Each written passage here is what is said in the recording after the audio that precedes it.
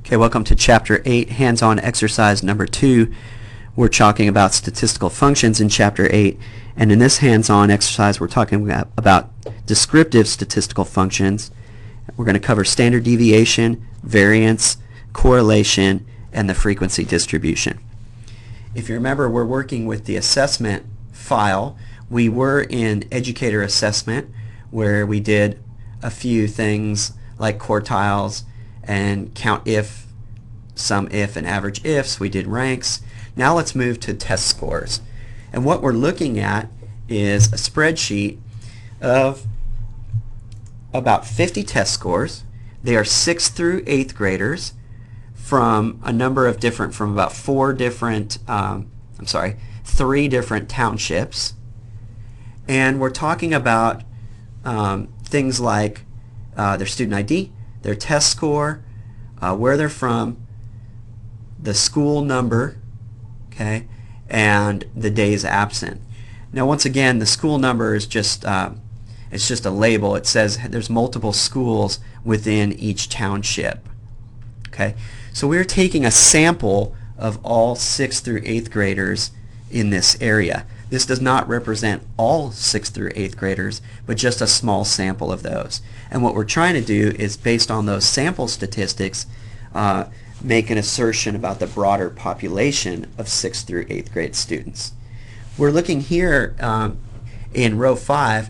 The max test score that we can get on this test is 800.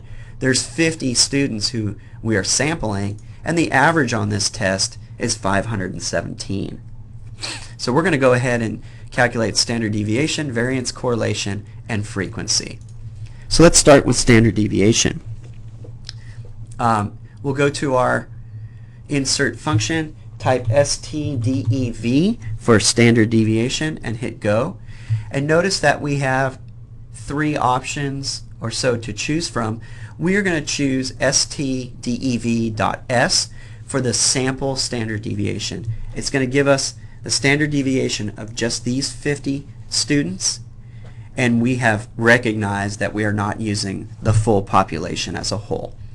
So we'll go sample standard deviation, and then it says number 1 or number 2. All we want is this range of numbers, test scores. So we are trying to find the standard deviation of these 50 test scores, and we'll hit OK. And our standard deviation is about 181. Okay, we can do variance, which is the standard deviation squared, next. I'll click on insert function, and we'll do VAR for variance, and we'll hit go. We have the same choices that we had for standard deviation. We want VAR.S for the sample, and it says where's your number. We're going to do the same thing, test scores, the whole range of test scores.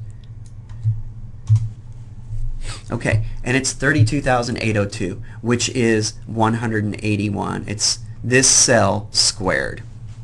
Okay? Let's calculate the correlation. Now, what we're going to do with these 2 columns, we're going to do test scores, and we're going to do days absent. And we're going to try to say, well, the more days a student is absent, the lower their test scores would be. And that is an assumption that we're going to make. Just quickly, correlations range from a value of 1 to a value of -1. A value of 1 says 2 variables are perfectly correlated. So as test scores go up, so do days absent. And as test scores go down, so do days absent. That would be a perfect positive correlation, and the highest value of a correlation we could have is 1. If we have a value close to 0, it means 2 variables are completely unrelated.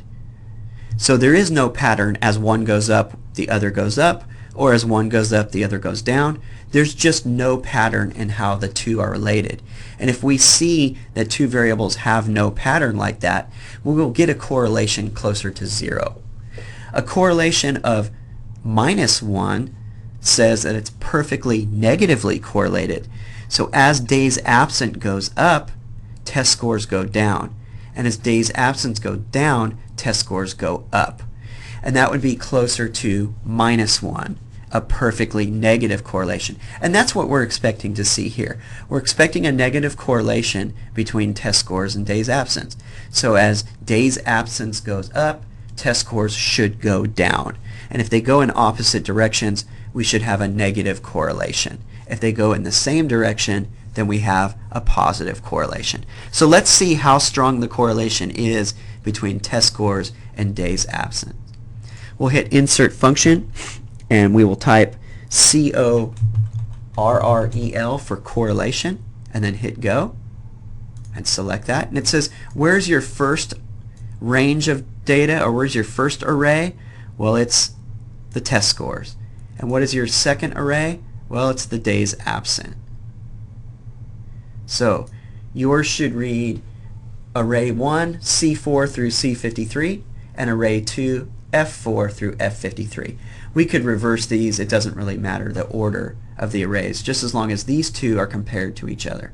We'll hit OK, and notice that we have a correlation of minus, so it's a negative correlation as we expected, and minus 0.369 or minus 0.37 would be better, and that's a fairly moderate correlation. It isn't strong and it isn't weak, but it is in the direction that we thought it would be. I thought it might be a little bit stronger, so a little bit closer to -1, but in this case it's minus 0.37. We're going to go ahead and format these a little bit. We're going to reduce the number of decimal places, so we just have 2 decimal places here, and we're going to make these whole numbers with no decimal places in the variance. Alright, the final thing that we're going to do is frequency. Okay, and we have the frequency table kind of started already, and let's explain what a frequency means. It says days absent 0. What percentage, or how many of these students of the 50 were absent exactly 0 days? Where it says days absent 5, it doesn't mean that they were absent exactly 5 days. It actually means they were absent between 1 through 5 days. And frequency, this last one where it says days absent 10, that is 6 through 10 days. So we're not looking for an exact match. The only exact match will be 0. So it'll be 0, 1 through 5, and 6 through 10. And that's what we're looking at when we generate this frequency table. It's a little bit complicated to make frequencies work, so we have to follow the directions according to the book exactly. The first thing that we'll do is highlight I-12 through I-14. Then we'll come over to the insert function and we'll type frequency and hit go and select frequency. It says, where is your data array and where is your bins array? Okay, the data array is the days absent.